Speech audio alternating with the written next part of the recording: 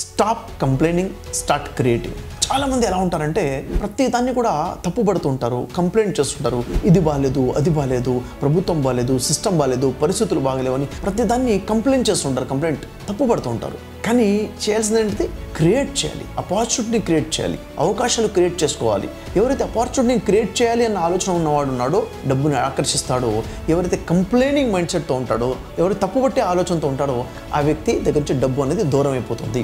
యాక్చువల్గా నువ్వు పుట్టింది సమాజంలో ఉన్న సిస్టమ్ను మార్చడానికి కాదు, నీ మైండ్ సిస్టమ్ని మార్చుకోవడం కోసం, మైండ్ సెట్ని మార్చుకోవడం కోసమే నువ్వు పుట్టావు.